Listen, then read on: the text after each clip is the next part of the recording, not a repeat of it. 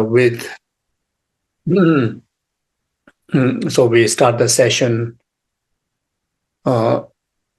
setting good motivation, beneficial motivation.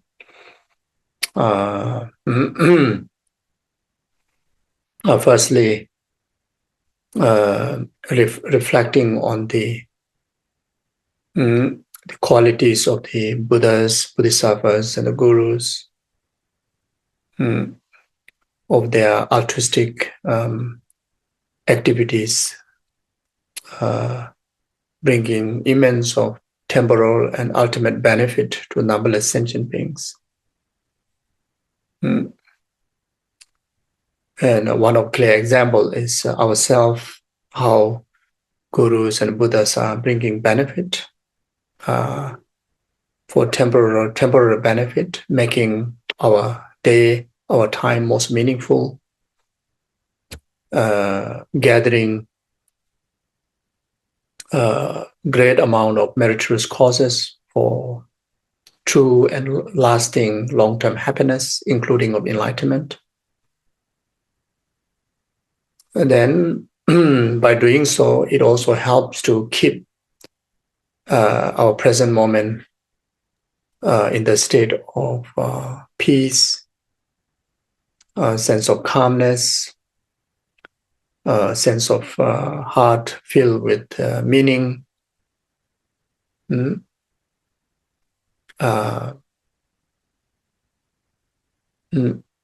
So then, naturally, that also helps beings around us, such as the family members, the animal, the pets, including of the rest of the other beings that who, karmically closely connected to us, and also conducting Dharma practice, Dharma discourse that put us in the positions of creating meritorious causes for absolute enlightenment. Not only that is beneficial for our own ultimate liberation, but it is also most beneficial for the rest of the numberless sentient beings. And this all very much put us in the positions of the immeasurable compassion and the kindness of three-time Buddhas manifesting in the form of the Guru, such as Geshe Lama Zopa Rinpoche, like His Holiness Dalai Lama, your spiritual gurus, especially the students and the friends that who directly connected to Shantideva Center in New York.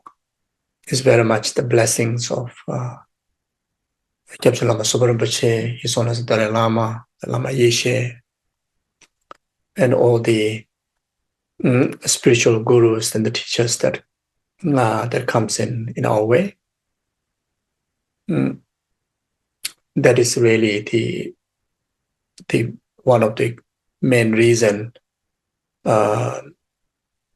keep us on the path. And that also ultimately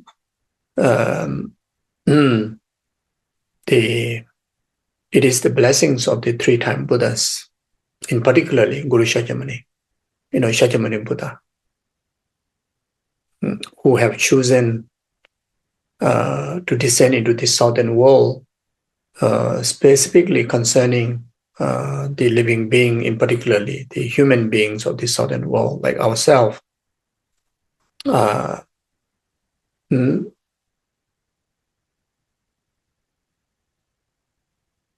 Very much make us to completely purify the samsara, it is causes karma and delusion, and lead us on the stages of the path until enlightenment.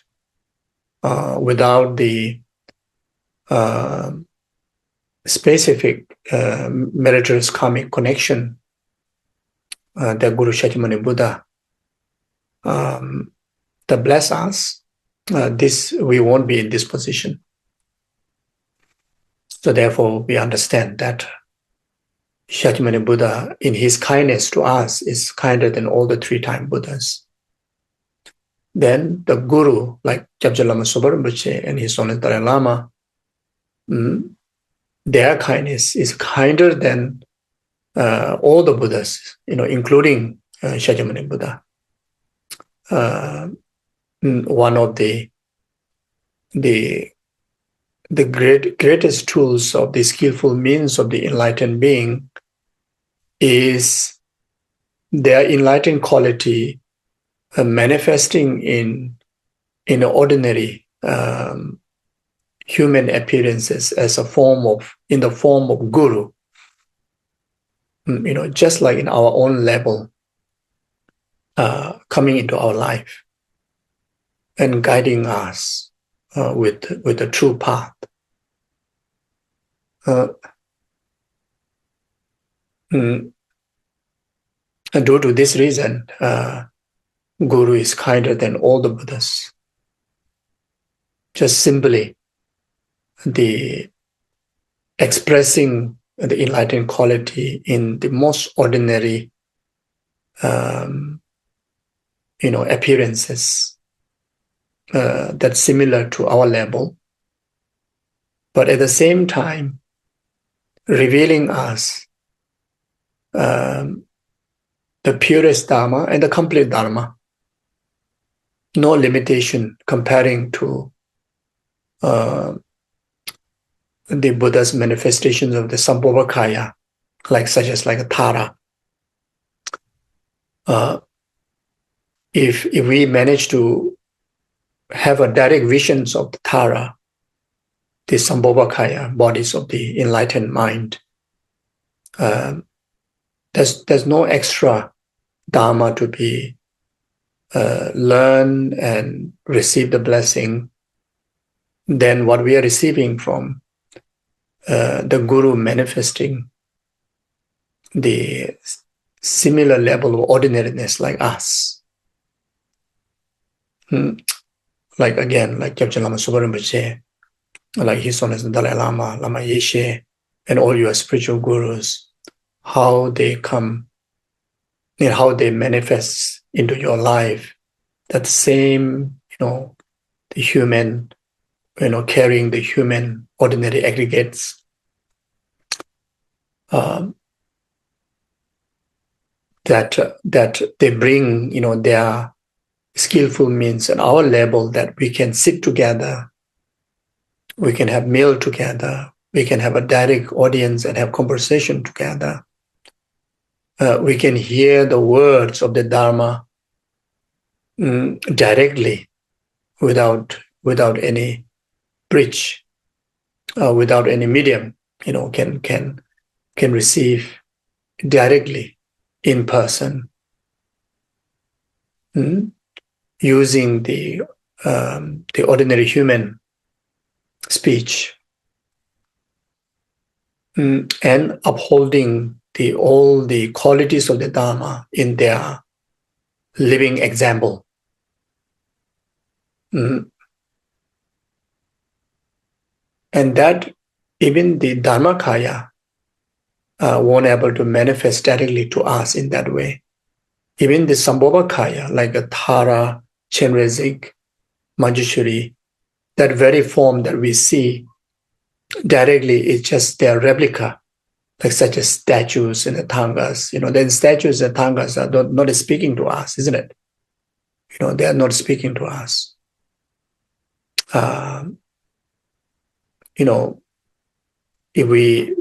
If we ask a question directly to Tara statue, Tara will stay quiet, won't speak back to you.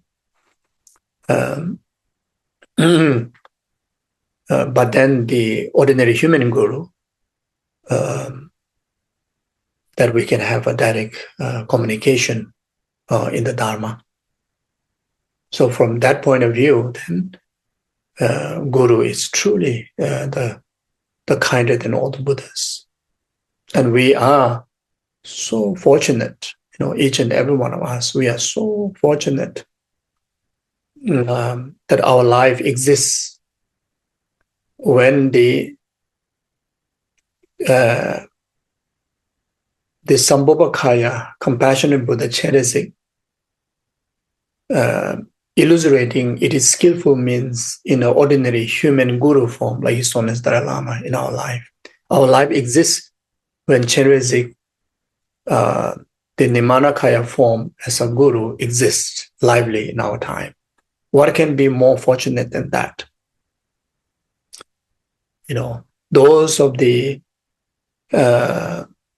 fortunate disciples of Guru Cittamani Buddha 2,600 over years ago, those are the most fortunate time for these great beings.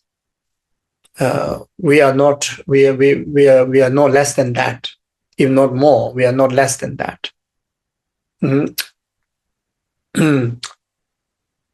You see, so many of us here, we had the opportunity to receive teaching directly from Jabja Lama Supa Rinpoche. We have witnessed his activities, his deeds in our life. Get inspired, seeing his conduct of body, speech, and mind, his activities of Dharma.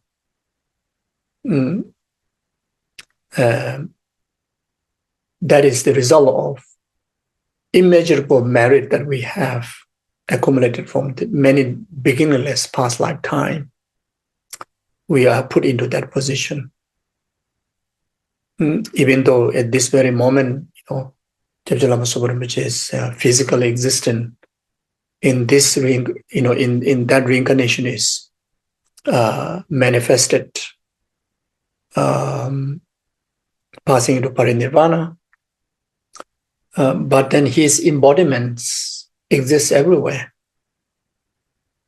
The inspiration that you receive from him, Dharma teachings that you receive from him, even including of these Dharma centers are his embodiment. An example, like Shantideva Center here now, is truly the embodiment of Jabja Lama Supa Rinpoche. It is his blessing. It is his mandala. It is his embodiment that channeling his blessing to us and guiding us, on the stages of the path. So what can be more fortunate than that? So while having all these favorable conditions, if we don't practice Dharma now, then when are we going to practice?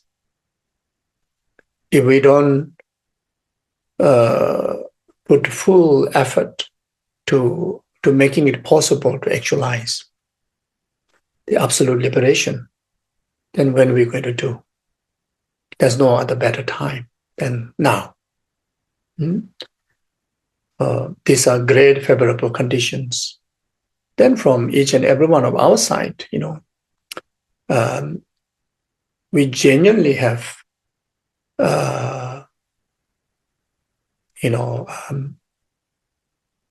faith that established towards the Dharma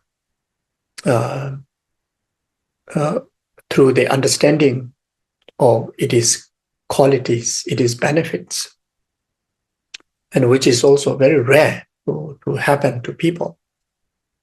To have that kind of inner conducive condition require, again, immeasurable merits. So it's clearly proven that we do have so much merit, and we have all the inner conditions. And at the same time, if we do have time, especially when we practice Dharma, some people think that in the busyness of lay responsibility, ordinary responsibilities like job, family, we may not have time for practice. No, it's not true. When we truly know how to practice Buddha Dharma, every aspect of our responsibility, every aspect of our life is the best, best time, the best moment, best environment to practice Dharma. The practice of Dharma, not defined by a place, and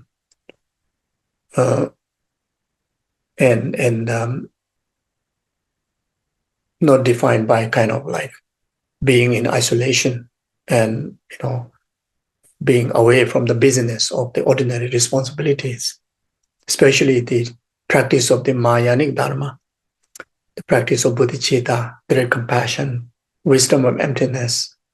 In fact, it is even more relevant if we practice in our busy life.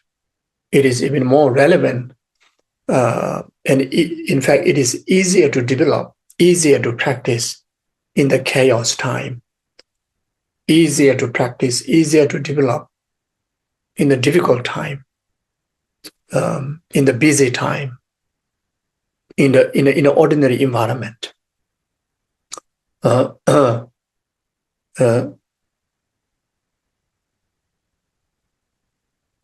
Even though we may think that we will develop faster in the retreat kind of like a design kind of environment, or those during free times, or just in the monastery or in the cave. In those environments are very comfortable environment.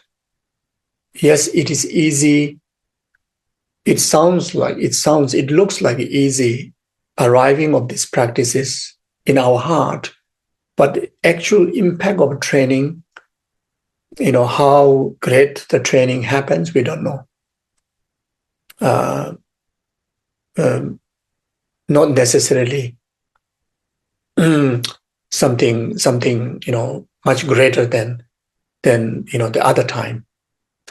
But if we manage to practice in the ordinary time, the meritorious impact is much more greater. So even in the sutras, I mentioned that like recitations of the mantra, conducting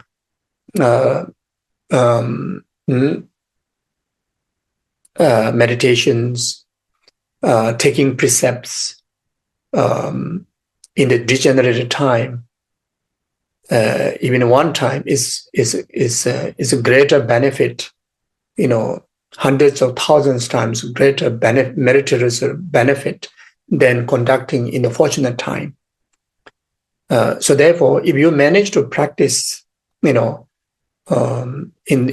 the ordinary life, the meritorious impact can be much more greater than you manage to practice in a monastery environment, in a retreat environment, in the cave, in the holy places, because of the effort that you need, effort that require to put, the concentration that you require to invest when we practice in the busy time, in ordinary time, in the difficult time.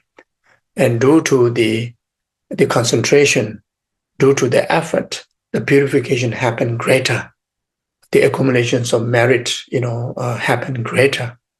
Yeah. So therefore, we are absolutely, wherever you may be, whatever positions of life that you may be, each and every one of us, absolutely in the right place, in the right time, and right environment to practice perfectly in the practice of the Dharma. Yeah, so acknowledge that, then express deep gratitude and appreciation to Guru Cittamani Buddha or the lineage gurus, and strengthen our refuge in Buddha Dharma Sangha,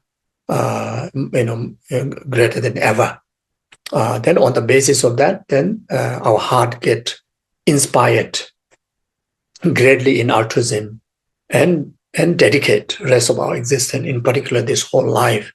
This is especially this very session to be most beneficial in the service of numberless sentient beings, temporary happiness after the ultimate happiness of enlightenment. So I'm going to make my day, most meaningful, with abundance of like a snowfall merits that falls on us.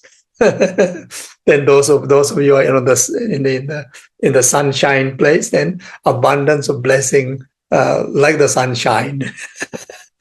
So so I will recite refuge and bodhicitta prayer. Then after that, salutation to Guru Shakyamuni Buddha. Then salutation to all the lineage gurus. Okay. Zangye Jodang Zoje Jonala Janju Badu Dane Jasumje Daje Jinzoje Be Sonamje Dola Penge Sanje Rupara Ejo Sanje Jodang Zoje Jonamala Janju Badu Dane Jasumje Daje Juje Be Sonamje Dola Penge Sanje Rupara Ejo Sanje Jodang Zoje Jonamala Janju Badu Dane Jasumje Daje Juje Be Sonamje Dola Penge Sanje Rupara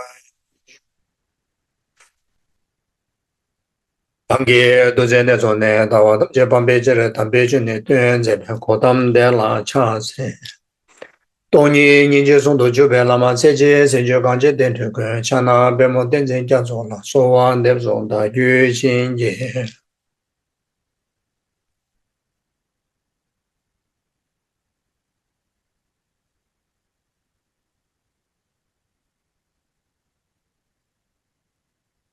Okay, thank you.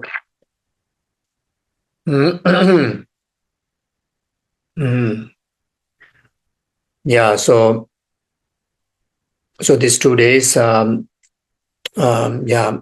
topic is to talk about Cittamani Tara practice. As I mentioned yesterday,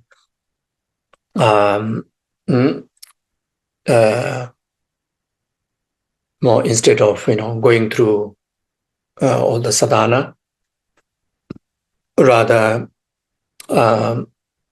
maybe clarify some of the important points that which Jennifer kindly facilitate some of the cautions. So I try to clarify with some of these short answers. But today too we will continue to do that. Then one of the highlight of the today, maybe later part, I will talk about how to conduct the practice, especially which is convenient to everyone, whether you have received initiations or not. That in relation to the practice of Tara, especially in relation to the recitations of the mantra, how to accumulate all the benefits and the practice of Tara in relation to the recitations of the Tara mantra. So before doing that, then there are some other points that I would like to address here. So the question is, which aspect of Tantra is Tara Tantra? So this question is very much asking about, generally, Tantras are categorized, the two ways. One is, the Tantras are categorized into 4 classes of tantric practice or tantric schools: Action Tantra, Kriya Tantra, Yoga Tantra, Haisukya Tantra. Then second one is here, it is talking about the 2 classes of the tantric practice or the tantric lineage, which is the Mother Tantra lineage and the Father Tantra lineage. So the tantric practices are very much will fall into these two classes of Tantra, especially in relation to the practice of High Suki Tantra is very much divided different deities following the different lineages in relation to being the lineage of Mother Tantra or lineage of the Father Tantra. So, firstly, the Tara, the Cittamani Tara itself, is fall into High Suki Tantra. The practice of the Tara in general, it has the action, Kriya, Yoga, High Suki Tantra, all the 4 classes of Tantra. And the most common one in relation to some of the sadhanas and the pujas and practices, either action Tantra or the High Suki Tantra. Yeah. So firstly, how you define whether this deity or the practices that fall into Mother Tantra or the Father Tantra. The type of the Tantra refer which aspect is emphasized during the stages of the completion. So from the 2 major practices of the sadhana in relation to High Suki Tantra, the initial one is the generation stage, then the completion stage. So the defining of the whether it's Father Tantra or Mother Tantra, it very much come from the second, the most profound practice, the completion stage. So either the appearance or the emptiness, you see. So the Tantra refer which aspect emphasized during the stages of completion, either the appearances or the emptiness. If the emphasis is on the appearance of the deity and the mandala, which normally use the term called the illusory body, the practice of illusory body, the practice of body mandala, the practice of the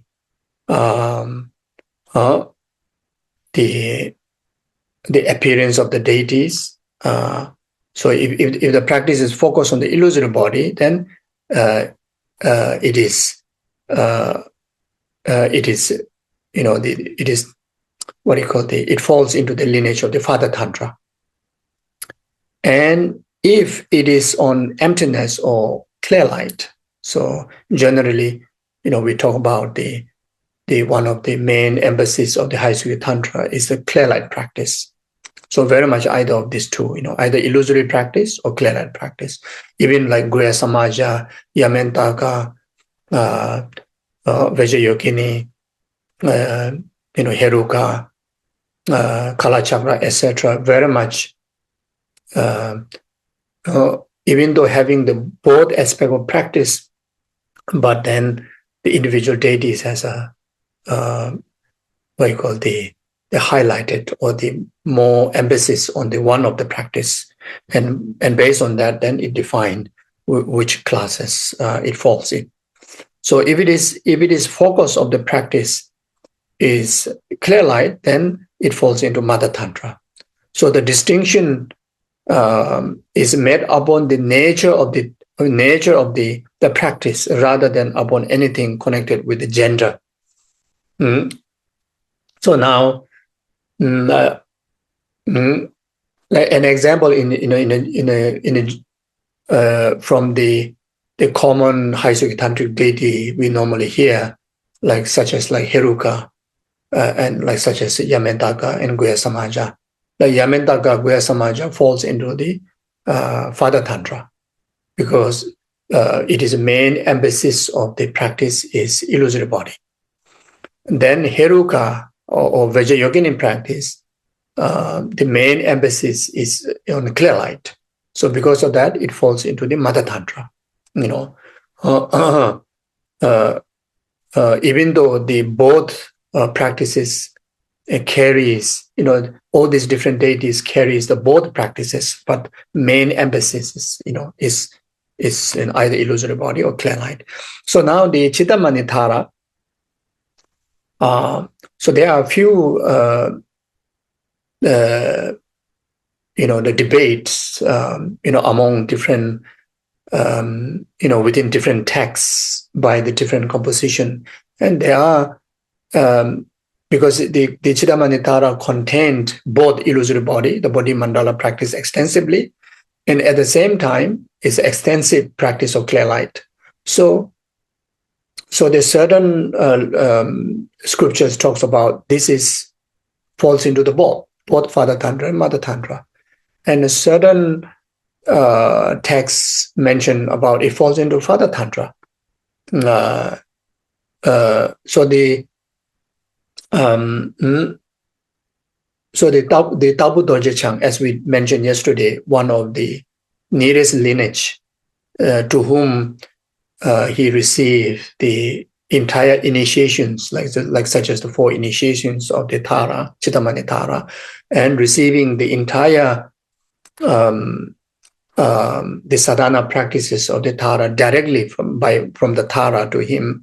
In his teaching, emphasize the main focus of the Cittamani Tara is on clear light, even though there's an extensive body mandala practice or the illusory body practice. But comparing from these two, the clear light practice is much more focused. So due to that, so the Cittamani Tara, falls into Mother Tantra, in relation to this tradition, But then if someone happened to ask you whether the Tara practice falls into Father Tantra or Mother Tantra, whichever way you answer is correct. All is correct. If you happen to say it's falling into Father Tantra, it's also not wrong. It is understood you may be, referring based on that one particular the lineage of the teaching, or either if you say that falls into the both, it's also is correct. But then the most of the sadhana in today's time, the most of the lineages that we are passed down in relation to this, Cittamani Tara, from the Tapu Dorje Chang. So therefore, the answer should be that it falls into the Mother Tantra. So due to that, then the time when we practice the Mother Tantra or the practice of clear light, from the 24 hours, the night times are more effective. Especially the very, very beginning of the dawn time, or before sunrise, or at the middle of the night, or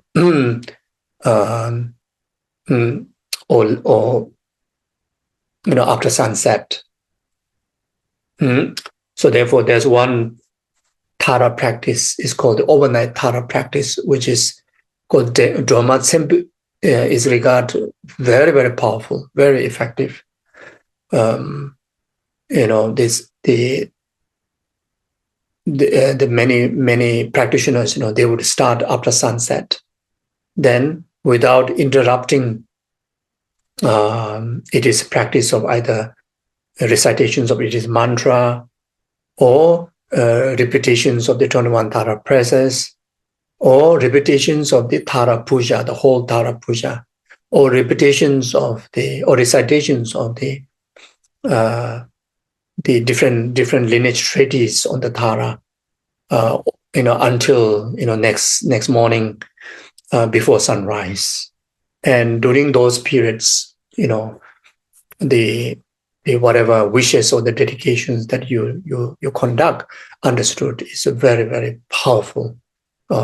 Even in the APMD centers, I think many centers, I think so, but there's one center I know in Malaysia, the Losang Tapa Buddhist Center. They time to time, or they at least yearly, they conduct the overnight Tara practice. The members come together, and I don't know exactly what time they start, but you can start right after sunset, or you can start right after dinner. Maybe when the darkness is fall of the night, then maybe around like 7-8 o'clock you start, and until next morning, the sunrise, or next morning until the end of the dawn. Mm? And it is very, very beautiful practice. So when you conduct this practice, of course, if one person is bit hard, to continuously reciting the mantra or reciting the prayers and practices, because of it may need to go to bathroom, may need to eat. So during the overnight Tara practice, in fact, it's kind of a beautiful meritorious party.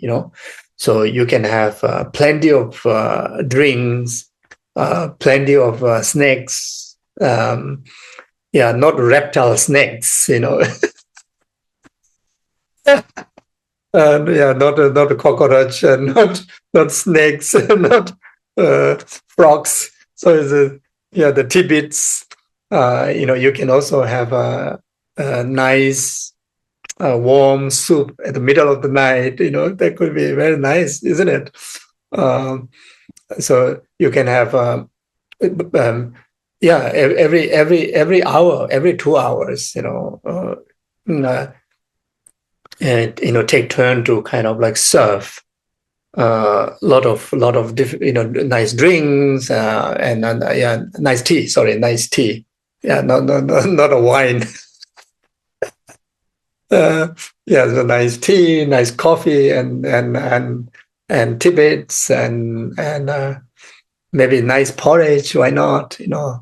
Then when you end the morning session, then you can have an abundance of breakfast, and also all of this you take as a blessings of the Tara, So it can be so beautiful to have a Dharma party with Tara, it can be so beautiful. And it can be also so beautiful kind of community practice, everybody come together and experience that family of Tara, family of Tara, So it can be done within 2 person, can be 3, can be hundreds of people come together. But then it is beneficial to that at least there's a one person that keep up with the practice even during those pauses. So let's say an example, reciting 21 Tara prayers, or one of the prayers, one of the practices, or could be mantra. Even rest of the other people are eating, then at least one person keep reciting, keep you can recite quietly, because I think when when everybody's eating might be quite loud. But there's not having a break, until next morning. So that's called the overnight Tara practice. Then there's another practice that can combine is a prostration. While reciting the 21 Tara prayers, then the group or maybe some of individuals or whoever, can do prostration. So they stand up, the few group of people keep reciting, and the rest of the others are standing up and doing, prostrations, doing mandala offerings. Especially prostration can be so meaningful, especially when you recite the 21 Tara prayers. Then you can also arrange, extensive abundance of soul offering, extensive offerings on the altar. Then after the retreat or the overnight Tara retreat finish, then all those offerings can be distributed to each of the members. Then it's a whole night you consecrate those offerings. So then you bring back home and you share with your family members as a blessings of the Tara. So it can be so beautiful like that,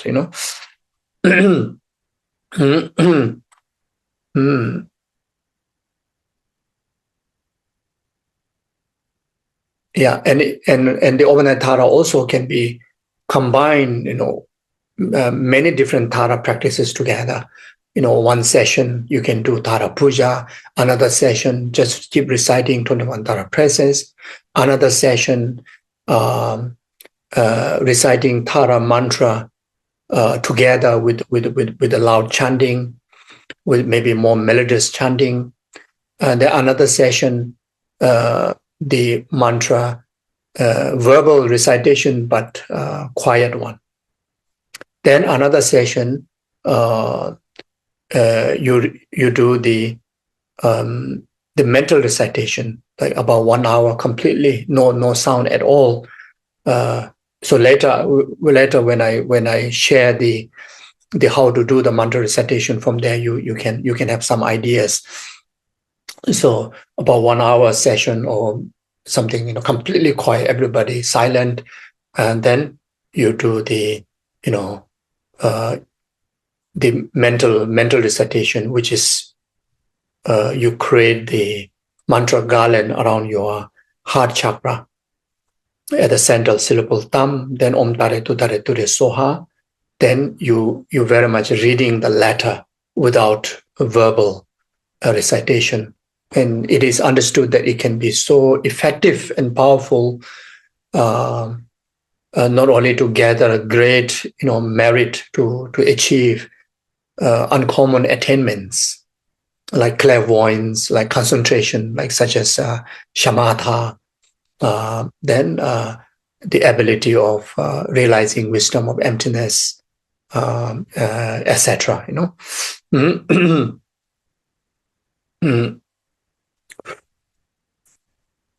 Okay.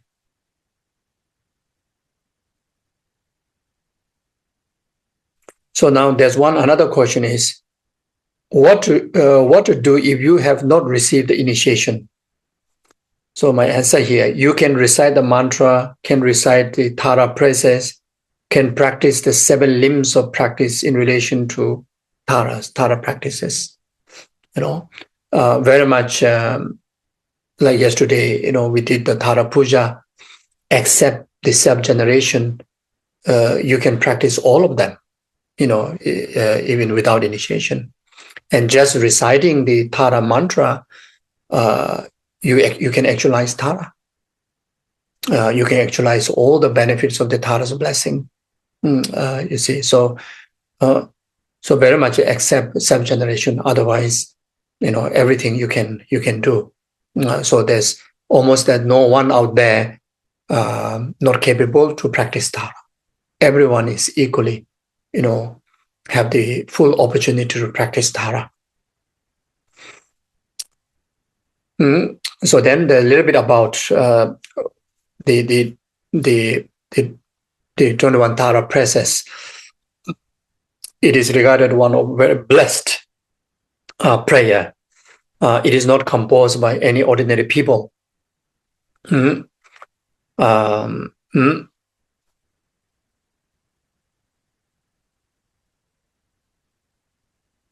Certain texts it mentioned that it was actually composed by Buddha Vairocana.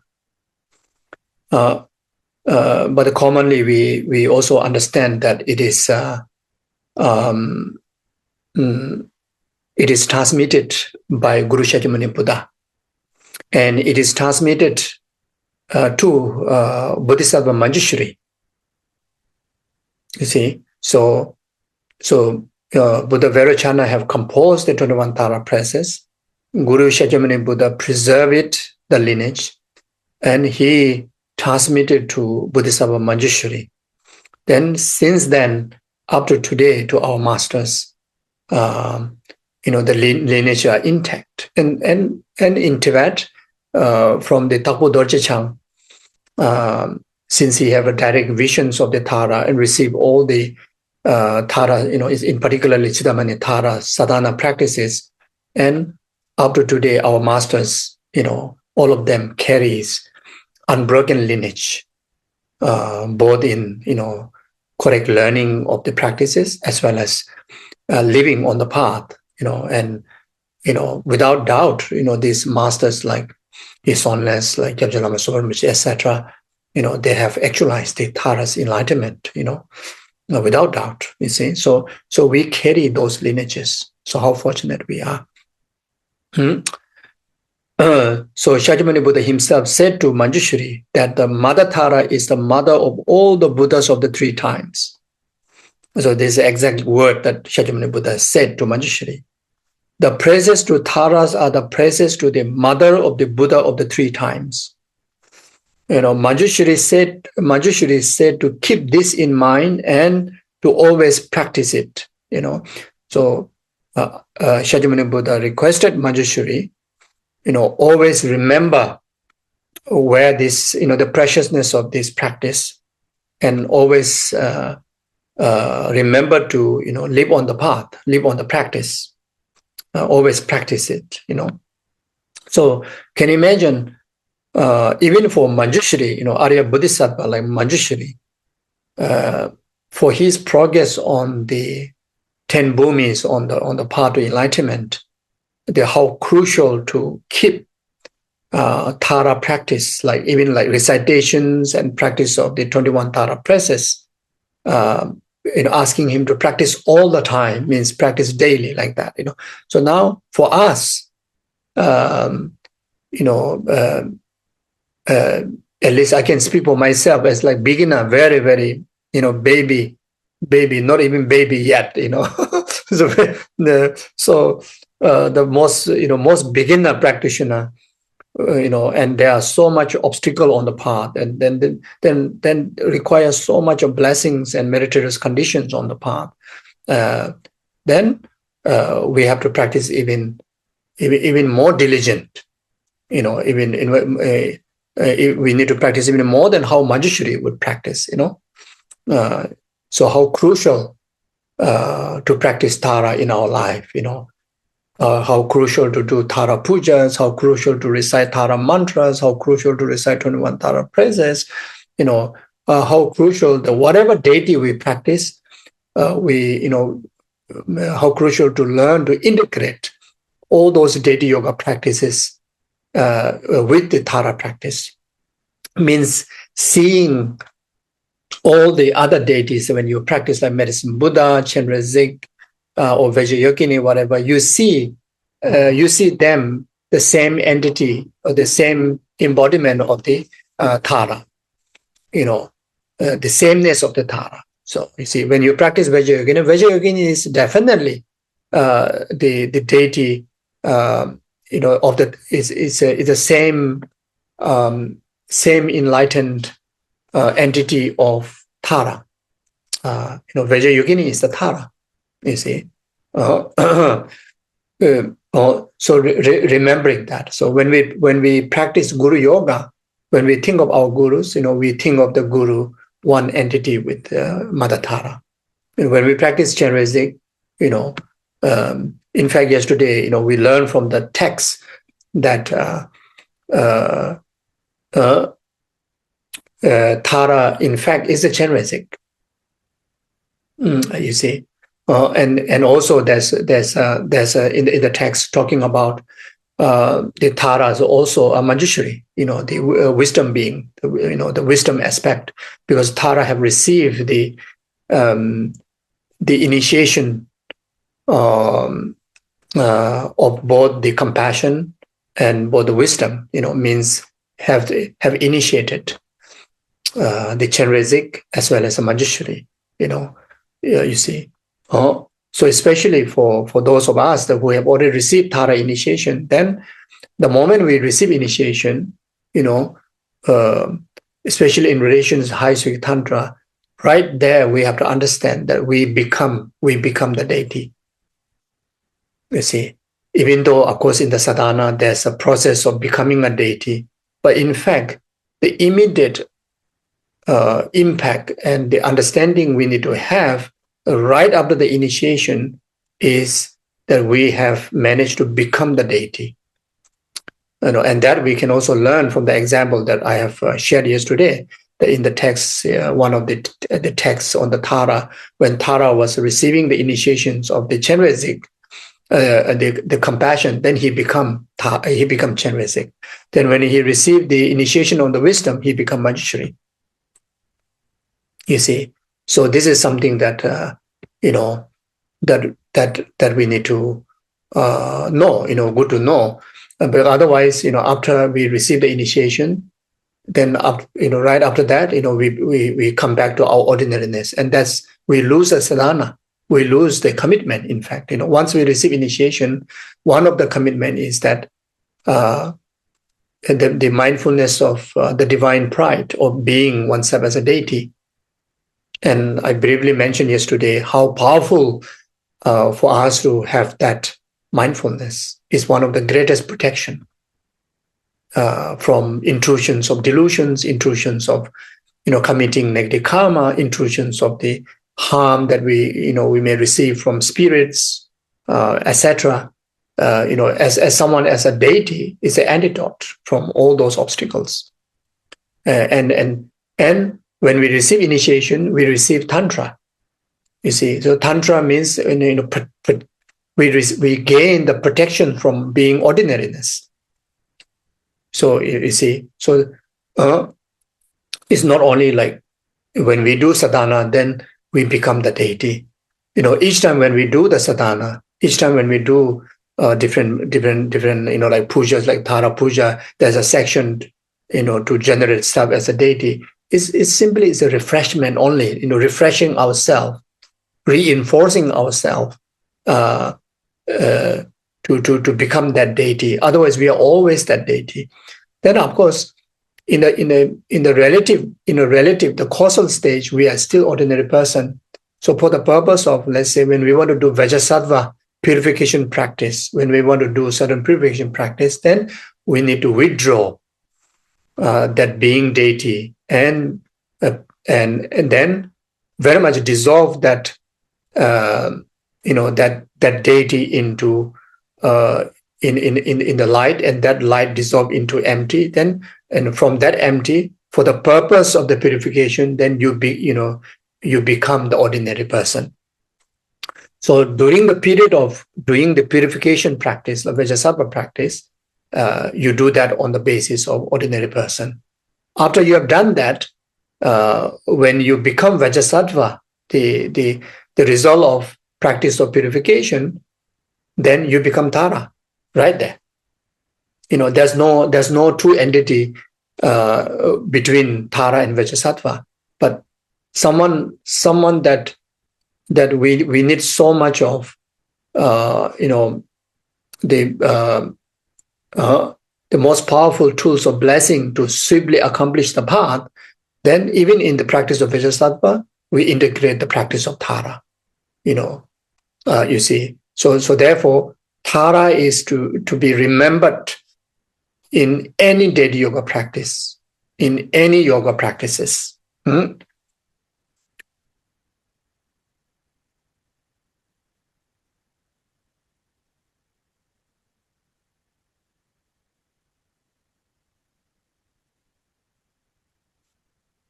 So then another question is, what is the meaning of the mantra Om Tare Tu Tare Ture Soha?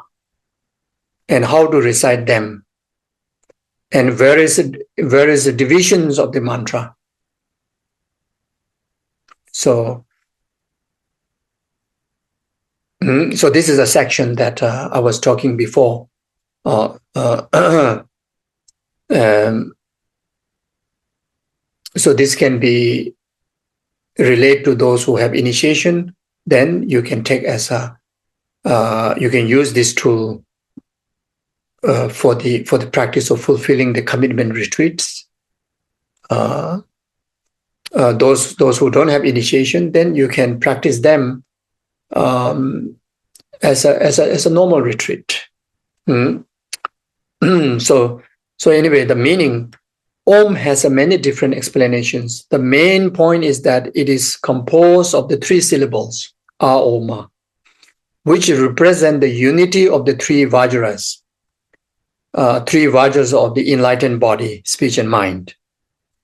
A-O-Ma also represent the 3 bodies of the basis, the 3 bodies of the practitioners too. So it's very much very much the mantra or the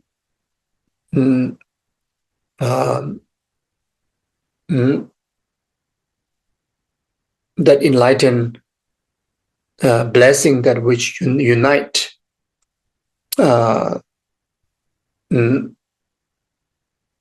unite the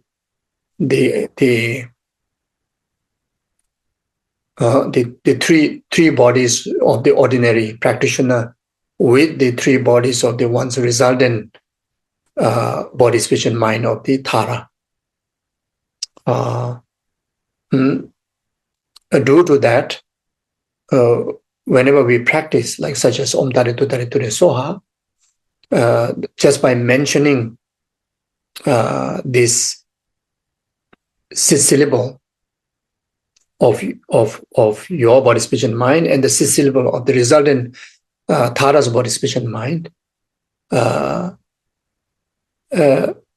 make us accumulate direct causes of the resultant enlightened body, speech, and mind through the tools of utilizing the actions of our body, speech, and mind, like such as through the practice of mantra recitation. Of course, when we recite the mantra, we need to invest our body, at least the tongue organ, and the human tongue organ. Without having the human body, we cannot have that, isn't it? So without the tongue organ, there's no tongue consciousness, or the speech can be pronounced. Then without the intention, without the source of consciousness, source of the mind, we won't able to even kind of lead to the recitations of the mantra. So therefore, the moment you recite Om is directly activate our three doors, the three bodies of the basis of the practitioner, and right there, right on the basis of that ordinary body, speech, and mind, accumulate direct causes of the resultant body, speech, and mind of the Tara, or the enlightened body, speech, and mind. And so from in that way, also understood, just reciting Om can be so powerful. When those three vajas are united, so this can be understood, uniting through this one mantra, Om, three doors uniting carries special power. Uniting the body, speech, and mind of the ordinary practitioner with the body, speech, and mind of the enlightened Tara's holy body, speech, and mind, carries a special power. So that power, it is called the inseparability of the three vajras. That ability, that body, or the Om is called the inseparability of the three vajras. Become oneness of the three vajras. As you recite Om, remember that inseparability of the three vajras. So whenever we recite Om Tare Tu Tare Ture Soha, understood that the causal body, speech, and mind and the resultant body, speech, and mind unite together. In other words, my body, speech, and mind and Tara's body, speech, and mind unite together, inseparable way. You can also understand that the basis of the person, the body, speech, and mind, united together. And there's no more powerful activities can be performed than the action that perform uniting these three bodies or the three vajras. You see, like when we recite the mantra with the correct motivation, then recite with the correct pronunciation, correct intention, correct meditation posture, and correct pronunciation, and that's the most powerful way to activate or to actualize the benefit of the practices or the mantras. So if you recite in this way, in the inseparable united way of the three Vajras, if you recite in this way, due to the samadhi prayers of the Buddhas, you will gain great benefit from it, including the benefits such as accomplishment of the common attainment, such as wealth, glory, prosperity, harmony, auspiciousness, and so forth. You see, so just in relation to reciting Om Tare Tu Tare Ture Soha, unlikely than any other mantra, reciting Tara mantra, Om Tare Tu Tare Ture Soha, even the uncommon benefits, we can enjoy. It helps to increase wealth. And the wealth also become meaningful, to become meritorious resources to facilitate us to have a better environment to practice Dharma.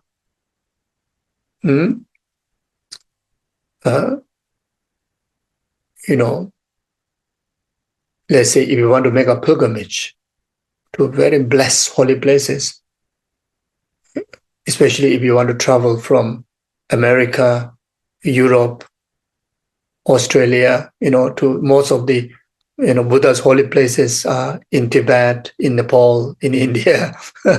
So it requires a lot of money, isn't it? It requires a lot of money. The distance is so far. Just to get a flight ticket, it requires a few thousands of dollars. You see, so you need wealth. But when you gather wealth in relation to the blessings of the Tara, like through the practice of Om Tare Tu Tare Ture Soha, the wealth become meaningful. Otherwise, they are out there. There are so many billionaires, millionaires. They never see holy places. Also, they have so much wealth, but so many billionaires and millionaires. They invest their wealth to make weapons. They invest their wealth to bring exploitations. Bring a lot of pollution to the world. And those are not meaningful wealth. Is more destructive. So not necessarily only about on those people, but even for ordinary people who have minimum wealth, if we don't have the wealth that as a blessing, then that little wealth also may misuse.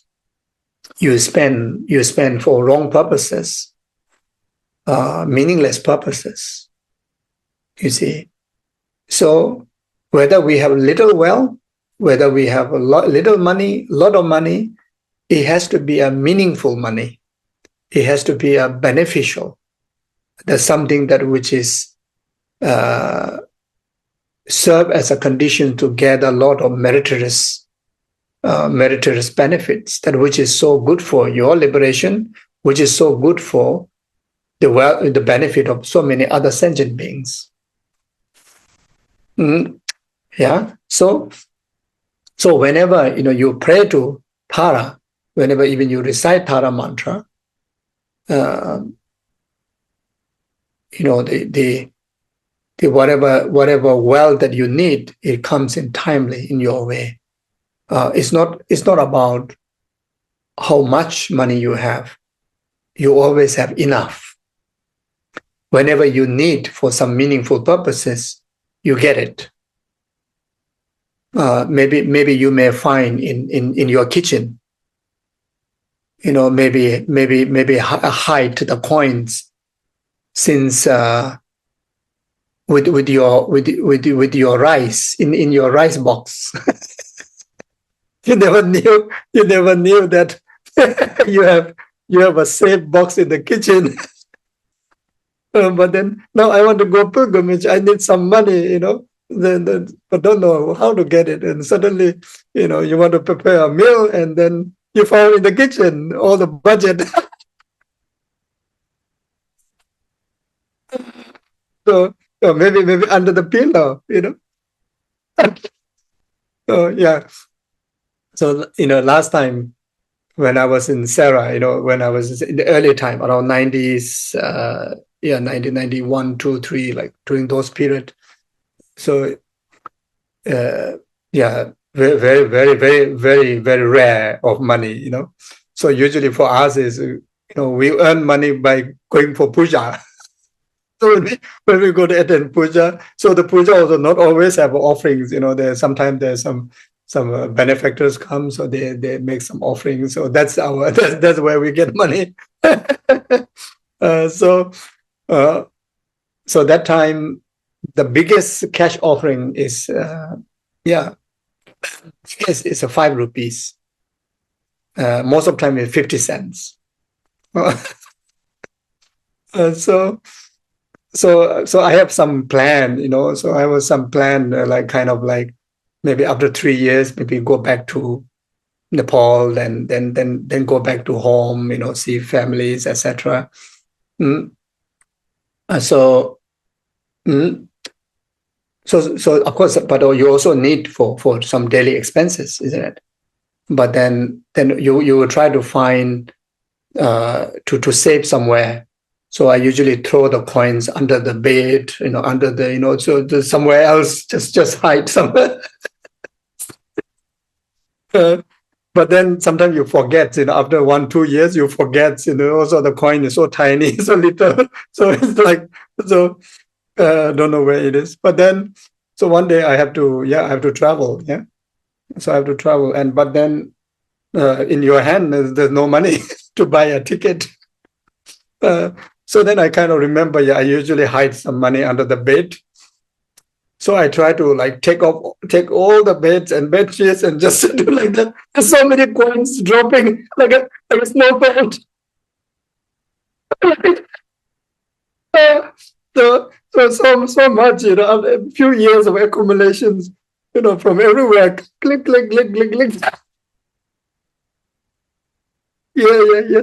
So enough. So enough is so timely enough. So I think definitely that could be the blessing of Tara. Yeah. So it's useful. So anyway, yes. So even though there's from outside, there's no way that you can receive the money, but then then you have enough from somewhere under the bed. So anyway, so when you pray to Tara, when you even recite Tara mantra, it can be very interesting. So check it out. Yeah. Then especially if you have an altar with Tara picture, Tara statue, so then whenever you get extra coins, you just offer to Tara. You everything offer to Tara, yeah. Then maybe who knows, that would be your biggest saving bank. The Tara help you to keep, because after you offer, if it's not emergency, you won't simply take back, isn't it? It's a safer than you put in your bank. Just joking. So anyway, yeah. So even just such a gesture, you can accumulate so much merit. Anything to offer like that. So yes, so there are people that they have a great income, but they never manage to accumulate. The moment they have a paycheck and there's some expenses comes in their way. You see, there's a big paycheck comes together with the snowfall, but then suddenly the toilet pipe broken, sewage broken. So what's the big deal of, the big paycheck come, because they're all gone. So this is, these are like a sign of not enough merits, you see. But then the the money that comes in your way with the blessings, through meritorious accumulations, like such as like the wealth that you accumulate, that wealth that comes in your way, whatever way, small or big, whatever way, or even don't come in your way, it will come when timely you need. Or maybe you have no expenses at all. Then you are so rich. If you have no expenses, you're so rich. You see, you don't have to have a stress of how to manage the fund. At the same time, you have no expenses. At the same time, you have abundance of food. You have a place to stay. Everything is taken care. That's really, really blessing, isn't it? So we need to be in that position. There's so many people have so much stress of so much money, so much stress. You see, I think more people who have more money, I think have a more difficult to sleep than people have no money. Maybe. I don't know, maybe. So anyway, here when we're talking about wealth, it's talking about always have enough. It's talking about that. It doesn't mean, you will get so much money after recite Tara mantra, in a physical form, possible, but don't expect that. You see, but one thing you can expect is whenever I need, I have it. So that's the true wealth. That's the real wealth, And most of all, you will have this heart of contentment. You all the time, this heart is always feel enough. Then you are rich. Otherwise, you have $1 billion also, you still feel not enough. Then you are poor. You see, and there's no heart completely free of miserliness. You see, whatever you have, you share with others. And the more you share, it also said in the sutra that the the abundantness of wealth comes in your way through sharing, through generosity, and that is the natural law of generosity. You see, so you will have a heart of generosity. You see, even you have a little, but you have a big heart to share with everybody and share with all those needed ones. And you always will be in the position to share all the time. You see, the moment you have miserliness, you say miserliness is the poverty. Miserliness also create a karma to the wealth, the material wealth will never become useful. You may have a lot in the bank balance, but before even you're able to manage to use it, sometimes people died. And sometimes the wealth become the cause of your family's creation of negative karma. There are so many people, siblings, they fight for the wealth of their ancestors. After their ancestors leave so much money, so much wealth, then the siblings they fight for each other. They're angry, they're unhappy. You see, there's so much negativities are committed, and these are the wealth that accumulated without merit, without meritorious kind of elements in that. You see, so therefore, when we practice Tara, then all the abundantness that we have or will have, everything becomes so beneficial, so helpful, so conducive. Everything becomes meritorious.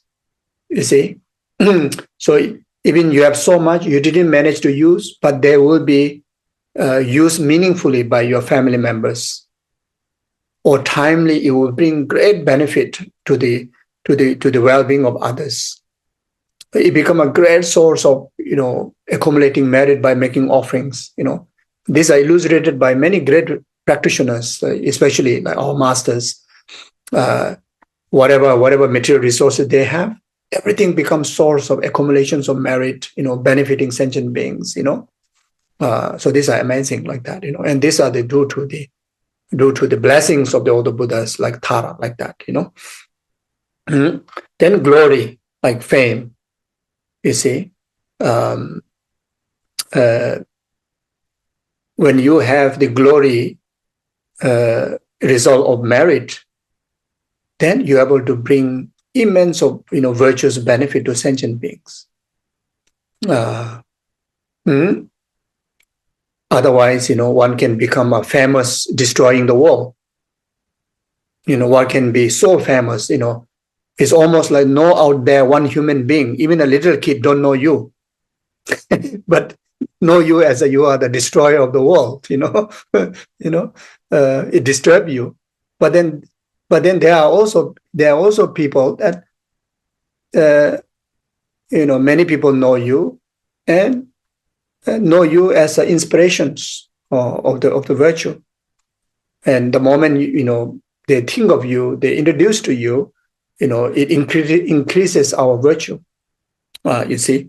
So these are also is a matter of whether the glories are accumulated, through the blessings of the Buddha, like Tara. So when you practice Tara, Tara mantra, like even Om Tara Tutta Ture, so the more you recite, you see, you become a source of inspiration to many. Your names are so. Is like a blessing to everybody. The moment you hear the name of you, people soothe their heart. When they hear the name of you, people get inspired. People remember virtue. The moment think of you, people remember virtue. People remember to be happy. You see, it will be so amazing, isn't it? The moment think of your name, it remind me to be happy. That's amazing, isn't it? We all want to be that, isn't it? Even in the family, anybody think of you, whole family become happy. Each time you go back home, whole family start to have a party. You see, that's so wonderful, isn't it? But each time you go back home, all family stress up. That's disaster. all family become stressed up, start to fight among each other. That's disaster.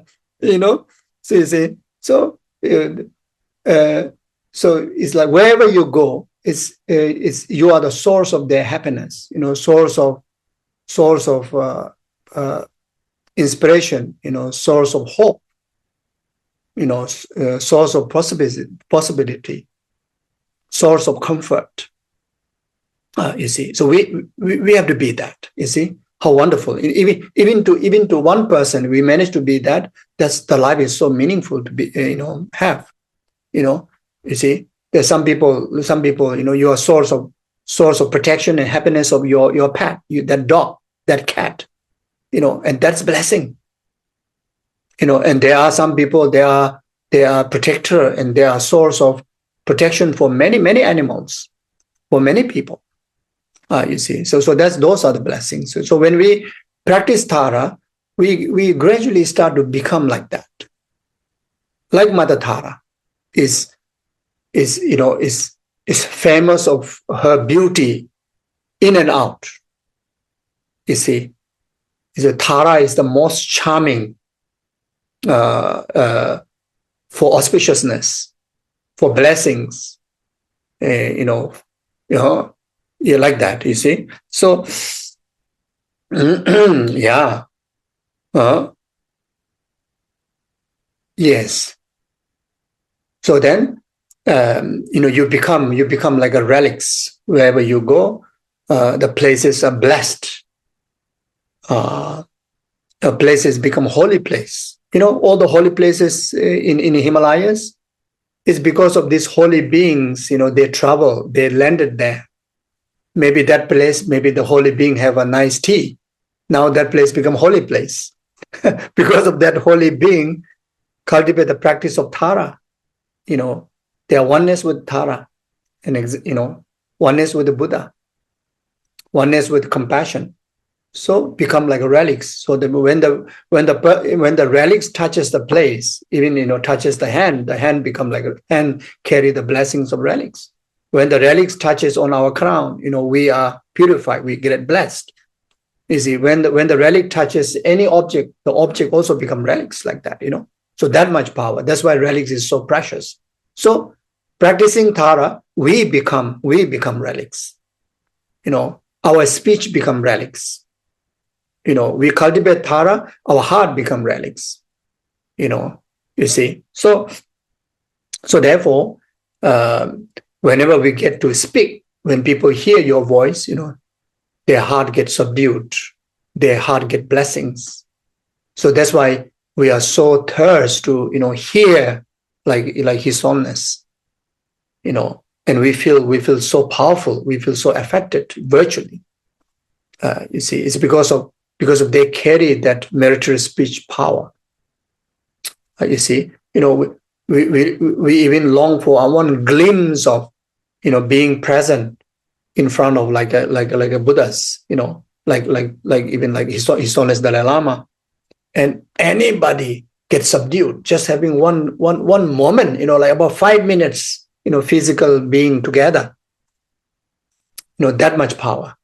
You see, the moment you get like a touch on your head by His Holiness, like anybody, whether you are a believer or non-believer, Buddhist or non-Buddhist, in anybody, get chance to handshake or get blessing from His Holiness, or just to be in His presence just one time, is completely the experience of the different world, the celestial world, the blessings.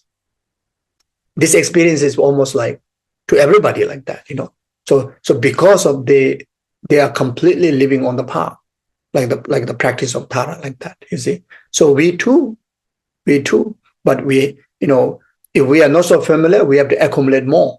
So that's why there are like a accumulation of 100,000 times, 1 million times of mantra, many rounds of retreats, many rounds of pujas, many rounds of meditations, or many rounds of the self-generations of the deity, try to put so much effort to kind of be mindful of the divine pride of I am Tara. You see, these are the tools of consecrating our body, speech, and mind, and eventually we become as powerful as like His Holiness, as powerful as the Tara herself. So all this, we all have the opportunity to do that. You see. Yeah, wealth and happiness and auspiciousness. Everything we do become auspiciousness. You see. So if you happen to enter into someone's house, you become the auspiciousness to that house. And sometimes you can experience, going to the certain shops. That particular shop, nobody goes in. After you goes in, there's so many people come after you. Just flock in. All the customers flock in and they start to buy. And sometimes you watch that. You will experience that. You pray to you pray to Tara all the time. You practice Tara all the time, and you just observe yourself. Your certain sign is so obvious that comes in your way. If you go into a restaurant, like almost nobody there, so cold. The moment you go in, the customers start to flock in. You see. So that's why. Why we have practice of inviting the holy beings to come and consecrate your house, consecrate your office, or consecrate your mala, because to make your house, your offices, your mala, or everything to be auspicious object, that which will gather the resources to fulfill your wishes. So of course, for restaurant, you need customer, isn't it? When a customer comes, your wish fulfilled. The shop, if there's a customer, then your wish fulfilled, isn't it? Like if you go to the center, if you have a more blessed people come together, more people come together. You see, so that's where the auspiciousness draws people in. You see, like that. So that's needed, especially auspicious energy. Similar goes with all energy, different type of energy. Even negative energy, when there's a negative people out there, it draws negative people. There are places that is so negative that thousands of people flock in. So that's why we have to be quite biased in one way. We cannot welcome negative energy. We have to stay away from negative people because it can influence you. And we need to put some effort to gather more positive people. We need to put some effort to be with a positive environment because that will gather auspiciousness. You see, so that's why like in the Dharma centers, in the monasteries, we try to have like really, really blessed people. Then those ripened, meritoriously ripened people also come together. Then energy is so powerful to nurture each other. Make the place as holy place like that. You see.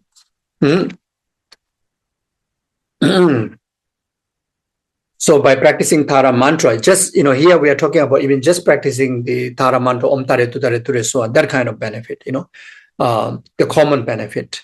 Then no question about good health. You see, it clear the inner outer secret obstacle to the life. It is one of the most powerful, to clear health obstacles to practice Tara. Sometimes we thought only medicine Buddha is out there. No, Tara also carry the medicine Buddha's element. You see, and as I mentioned briefly yesterday, the Tara is embodiment manifested in wind energy, and comparing with the rest of the other Buddha is one of the most effective, fast delivering the result compared to any other Buddha. The wind energy, the green color is the wind element. And that's why Tara, manifests in the green color. You see, and not only that, as we briefly mentioned yesterday, Tara directly manifests as an antidote to 8 fears and 16 obstacles, 16 different kind of fears. You see, that's why the 21 Taras are manifested. And not only that, many other different forms other than what we know about 21 Tara, like as we briefly mentioned yesterday, in the form of meditational deity like Vajrayogini. Vajrayogini is among all the tantric deities, one of the superest granting deity in this 5 degenerate time, especially the practitioner of the southern world like ours. The southern world exists within the realm of desire. We are in the desire realm. There are 3 realms: a desire, form realm, formless realm.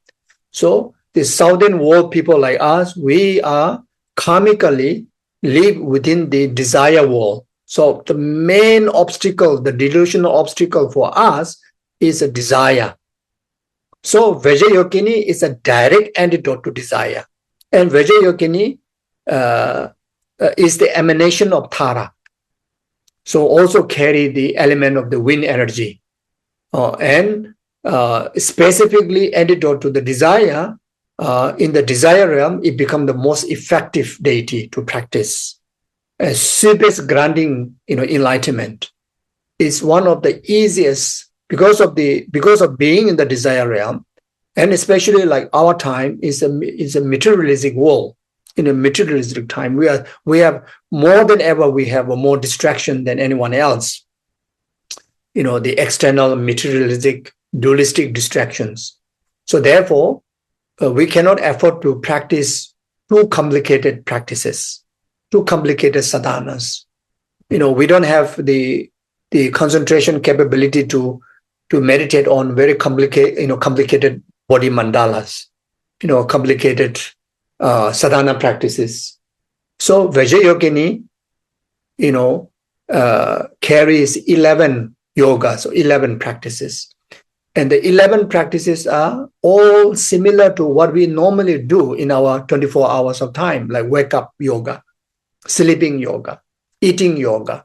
Yeah, that's we already do. We already sleep. We already wake up. We do wake up. We eat, etc., etc. So all the ordinariness, transform into the extraordinary yoga practices. And because of that, it is so easy to practice. So when we want to be within the celestial environment, the mandala of Vajrayogini. The Vajrayogini mandala is the simplest compared to any mandala of the deities that exist. You see, from that point of view, also so easy for us to practice. But now, in order for us to ripen ourselves to practice fully Vajrayogini, we need the blessing of Tara. You see, so there are individuals usually ask, I want to practice Vajrayogini. I heard so much about it. I feel connection, especially, most of the, now there are the great number of practitioners are female practitioners, which is so fortunate, you see, and some more, even more comfortable, easier to practice Tara, easier to practice, when you practice body mandala, you don't even need to visualize to in the female aspect. You are already female. You see, when you practice Vajrayogini, Vajrayogini is a female deity, you see. But that also doesn't mean put off all the male practitioners. It suits everybody. But it's much more convenient for the female practitioners. So how fortunate we are. You see. So therefore, you see. So one of the way to deepen our journey towards being capable to practice Vajrayogini perfectly is to practice Tara. To practice Tara, you see, at least recitations of the mantra, like that. And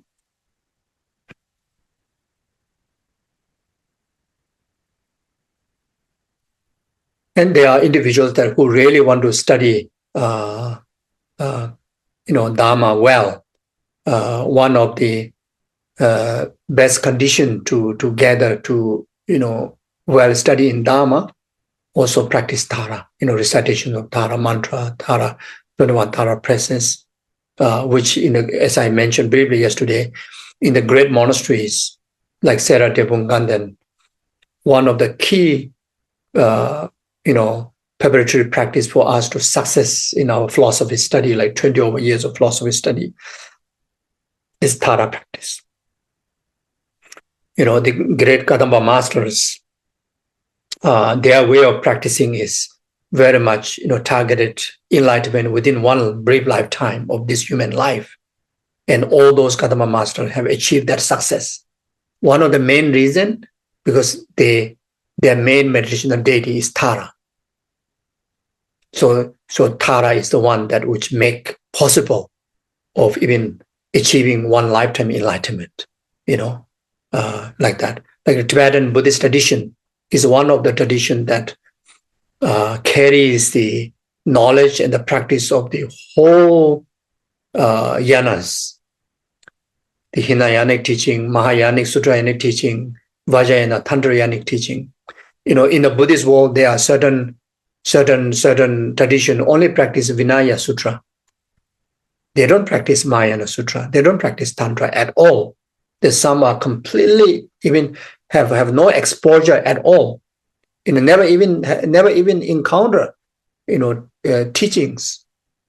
In many cases, in a great amount of group of people in a Buddhist community, they don't even aware there's the existence of Tantra as a Buddha's teaching or the Mahayana teaching as a Buddha's teaching.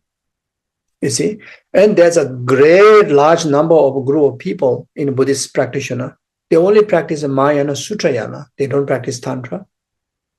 You see, so the Tibetan Buddhism, the tradition that like such as Lama Tsongkhapa's tradition and all the other Nyingma Kagyu Sajya Gelug tradition, they have the environment from the very beginning. They are exposed to study all the teachings of the three yana. When they practice the teachings of all the three yanas. There's no contradictory. They even find that if one of the teachings of the yana is missed out, the completeness of the practice, the teachings is not there. You see. So from that point of view, to have the opportunity to access to the entire teachings of the Buddha, complete teachings of the Buddha, both Sutra and Tantra and the Vinaya, put us in the position to really complete the entire path within this very lifetime. And that is mainly also because of the blessings of the Tara. The one of the central deity of the Tibetan Buddhist tradition and one of the central deities of the Nalanda Buddhist tradition. The Tibetan Buddhist tradition came from the Nalanda Buddhist tradition. And the Nalanda Buddhist tradition, like such as for Nagarjuna, such as like Shantideva, such as Chandrakirti, Lama Adisha, Lama Silingpa, their central meditational deity is the Tara. And the Tara is the one that make us realize, make us have the wisdom, the importance of having knowledge of the complete, the entirety of the treatise, as well as to practice in a complete form of all the teachings. You see, and not only that, there is a possibility, the conditional gathering the resources by the blessings of the Tara to make the practitioner achieve enlightenment within one very lifetime, like such as through the introductions of the Cittamani Tara, that which introduce us the high Sukhi tantric practice, generation completion practice. That is the without going into that, the practice of completion stage, enlightenment is not possible. You see, so again, it's a big because of the blessings of the Tara.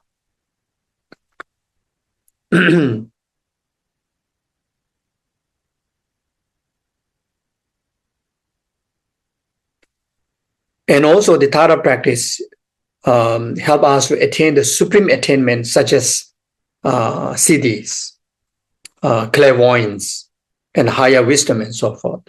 It is the Om Tare Tu Tare Ture Soha. It is called the mantra of holding a jewel. So even just the syllable Om is also understood as a mantra of holding a jewel. Because when you hold a jewel, all wishes can be fulfilled. In particular, there's one called the wish fulfilling jewel. They perform, they gather during the different form of rituals and understood that all the wishes be fulfilled. So when the mantra is adorned with the syllable Om, gathering of the three syllable, the essence of body, speech, and mind of the enlightened one, bring about the fulfillment of all our wishes. This is the immediate cause of accumulations of merit. You see, as I mentioned before, the Om also carry the seed of our own body, speech, and mind. So due to that, whatever practice we do, immediately right there, create the causes of accumulating merit, that which become the direct causes of enlightenment. So then within the mantra, the next is Tare, Om Tare. So Tare, Tare, which means liberator. Then after that is the Tutare, means she who frees from the poverty and destitutions. Then Ture, Ture means the sweet one. So these are the meaning. So another explanation, some great masters have emphasized the three kind of tare tare, or the tara tara.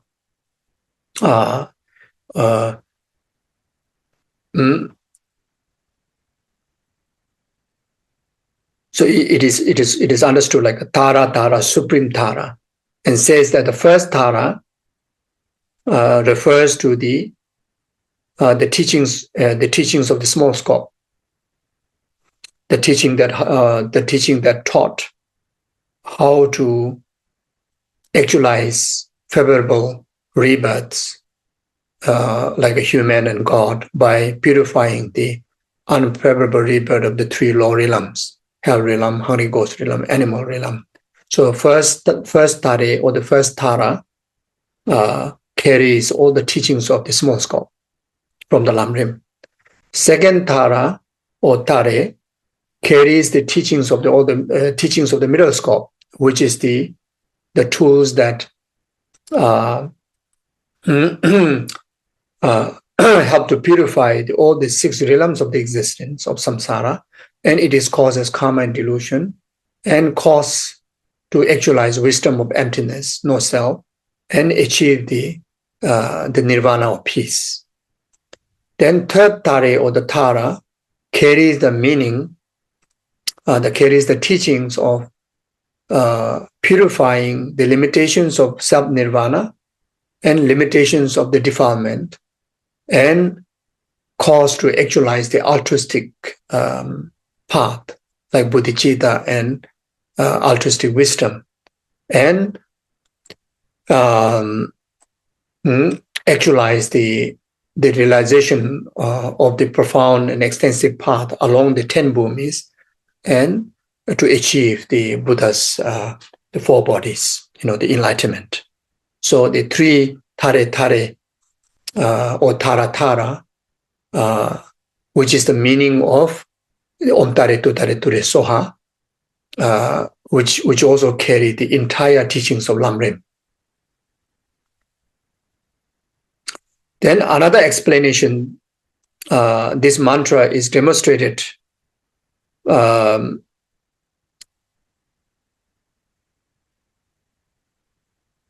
is very much in the form of the verse like O Tare, or the Mother Tara, who liberate from samsara, who with the Tutare free from the 8 dangers, with Ture elevates sentient beings from sufferings. To the Mother Tara, I prostrate. And the last mantra, Soha, can also be explained in many different ways. So in the Tapu Doche Chan's the teaching, the meaning is giver of supreme happiness. So Soha means giver of supreme happiness, the giver of the common and uncommon blessings.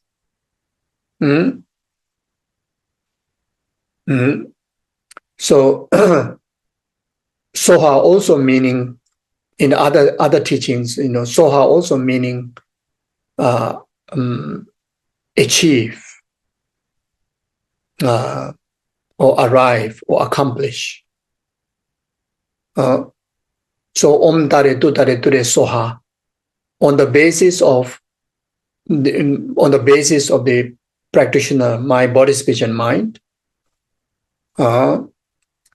accumulate all the path by purifications of all the limitations of the samsara, the defilements, the delusions, the defilements, actualize all the common and uncommon blessings, and arrive in the state of the Buddha's 3 holy body, speech, and mind, Soha. So can be understood like that also. So the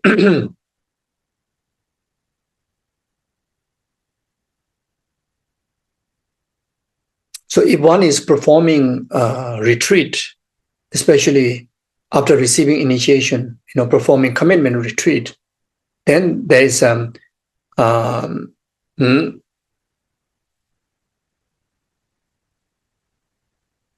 there's another mantra that need to accumulate at least 10% out of any number of the mantra you accumulate of the main mantra Om Tare Tu Tare Ture Soha.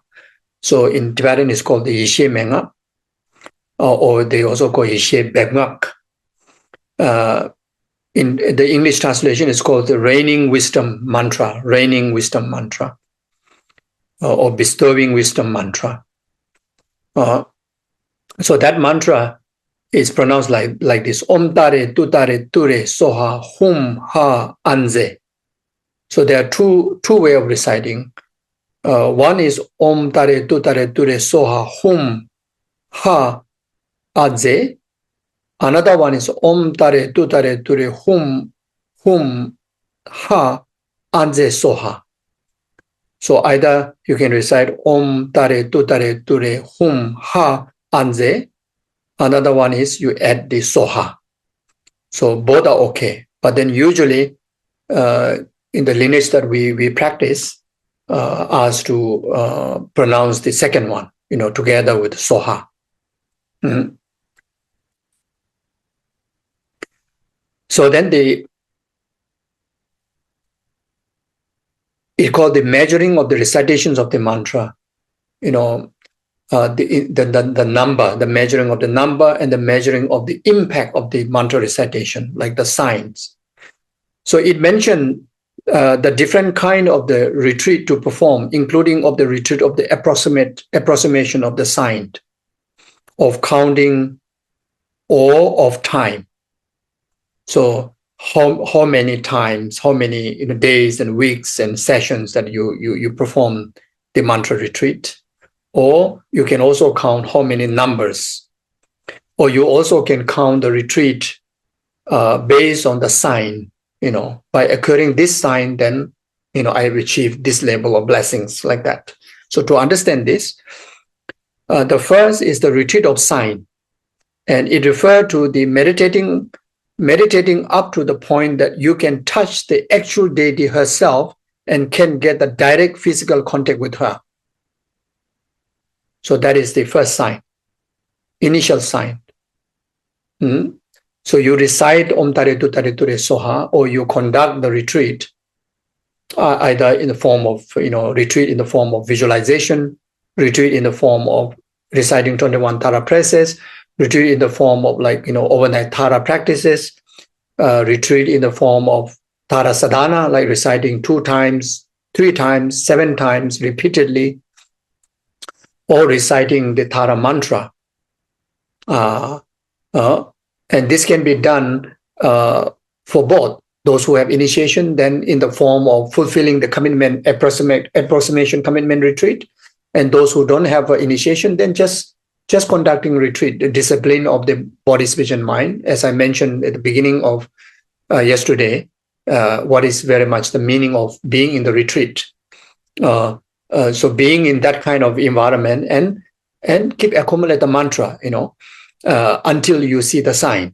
So if you see the sign of, you literally feel the presence of Tara, and even able to manage, to touch her feet or touch her fresh flesh.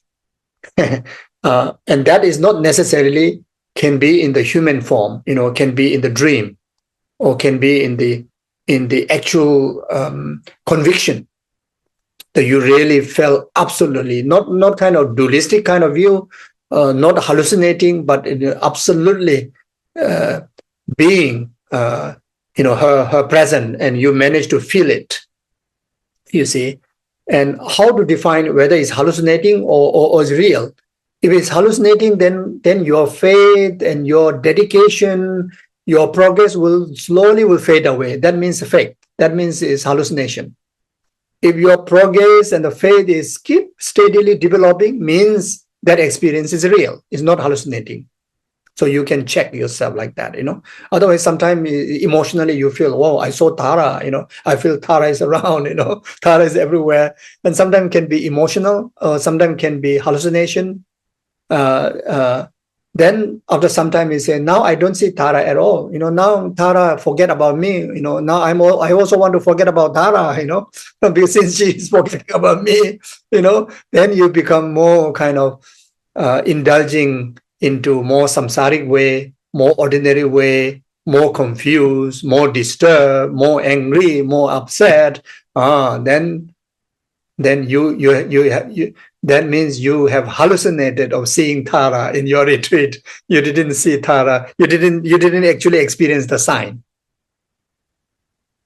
So whether it's really happened, real or not, I think at least, maybe you need to check for about 1 year period.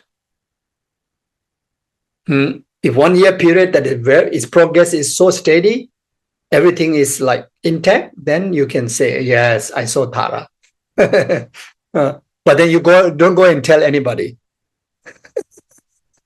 The moment you saw Tara and you start to go around tell other people, and they say, now I'm very high realized being. Then that also may be hallucination.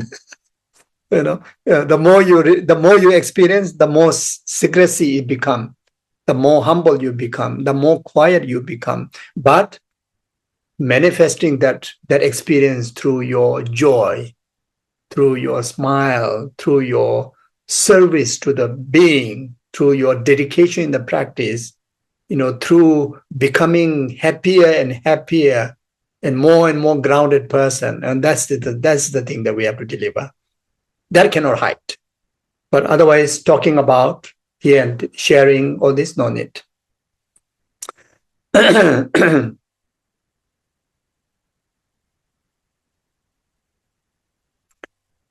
So those are the signs that are the measurement of the retreat, and they are described as a unmistakable and stable sign perceived vividly. Then the next is the counting retreat. So in other words, if you are practicing based on validating in relation to the sign, and we should recite the mantra until you experience that sign. You conduct retreat until you experience that sign. You practice Tara until you experience that sign. So after you experience that sign, it becomes spontaneous to you. From that onward, you don't even need to conduct specifically retreat. You're always in the retreat. From that onward, you will be always in the retreat, always inseparable from Tara. Okay. So now next one is conducting practice and retreat, counting retreat, counting the mantra. You accumulate 1 million mantras, 1 million Om Tare Tu Tare Tu Re Soa. So if you accumulate 1 million, then you will find something different. 1 million, yeah.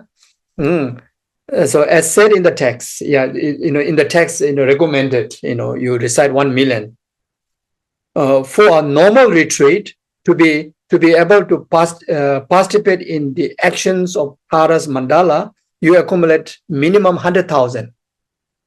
So these approximations of retreat after you receive initiation, minimum 100,000. If you really want to stay, close connection with Tara and start to experience the blessing, and conduct minimum 100,000, minimum. And that is the minimum homework after when we receive initiation.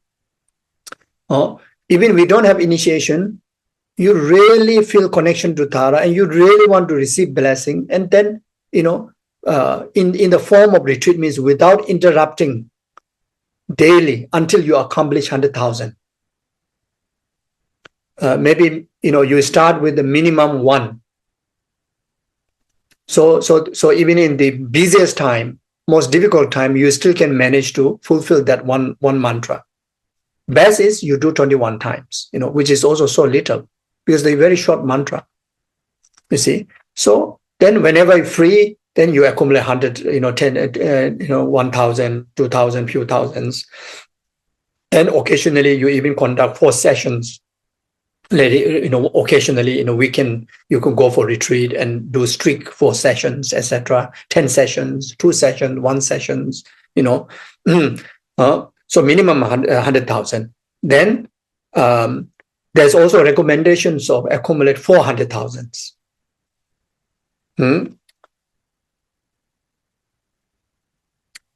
And this kind of retreat, you should include the reigning wisdom mantra, Geshe Bengma. So you should combine this. So if you recite 100,000, the reigning wisdom mantra you need to recite 10,000. If 400,000, then 4,000. 1 million, then you recite 10% of it.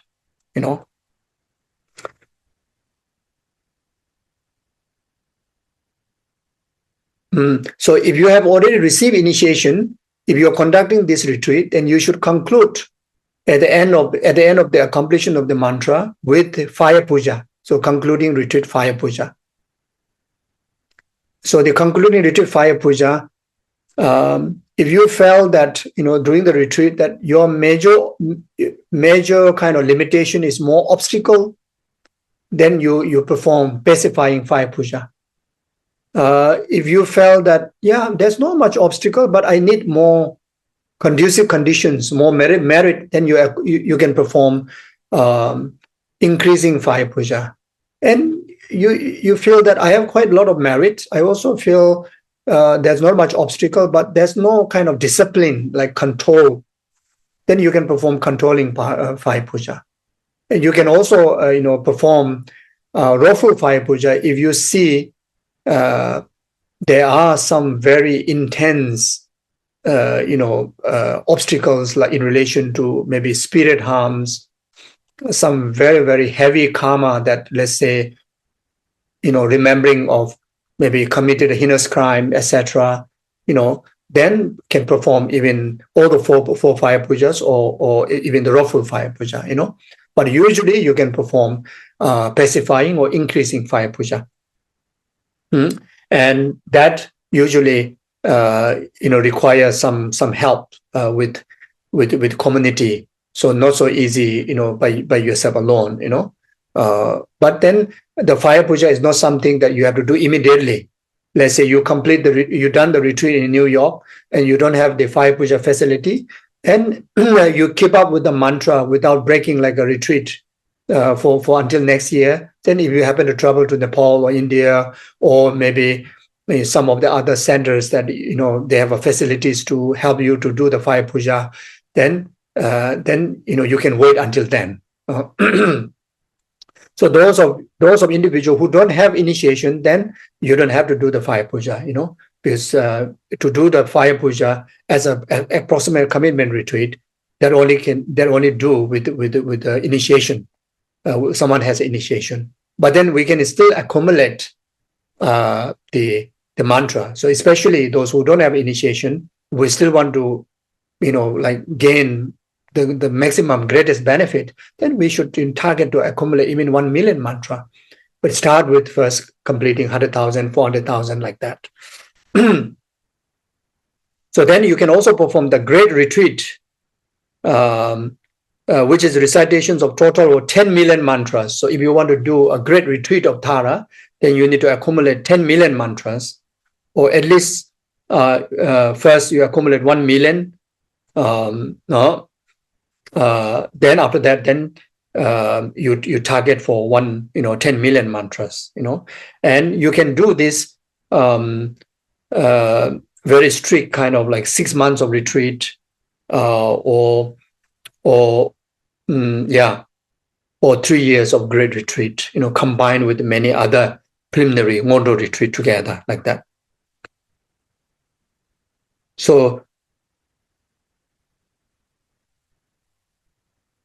even the fire puja, if the fire puja, when you perform great retreat, the number wise, the 10% of the number that we need to perform fire puja.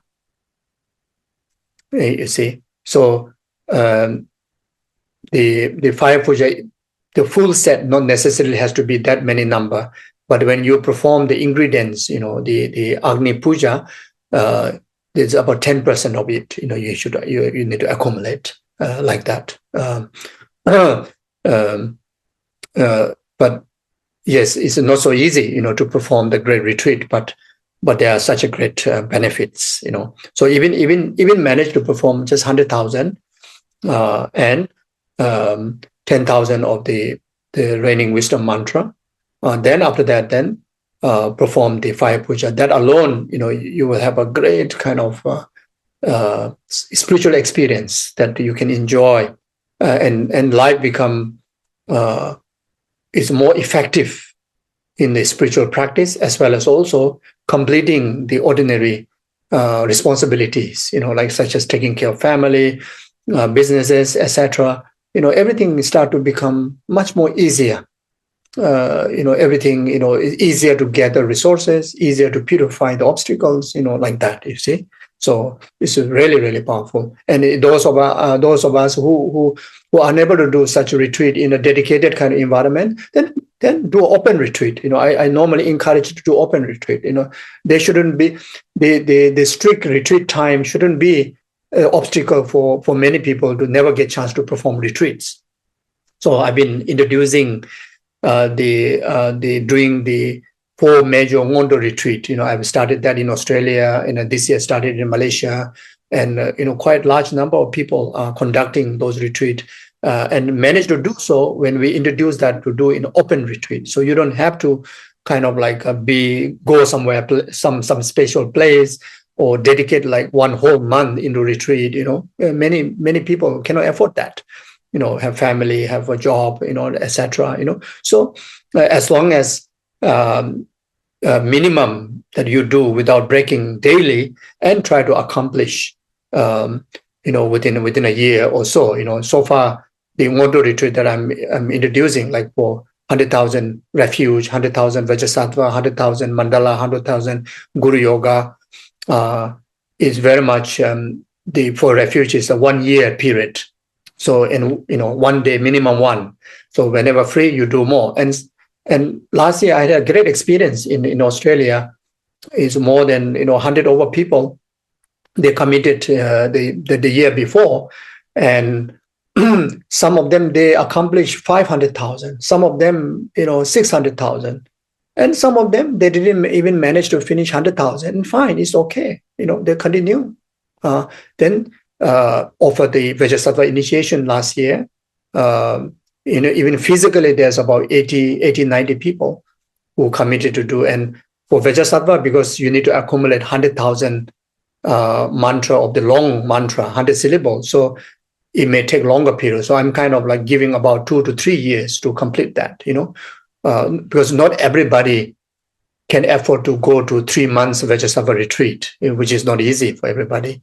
But then every day you do 1 or you do 21 times, and eventually you will accomplish it. So we have to start somewhere, and everybody has to start somewhere.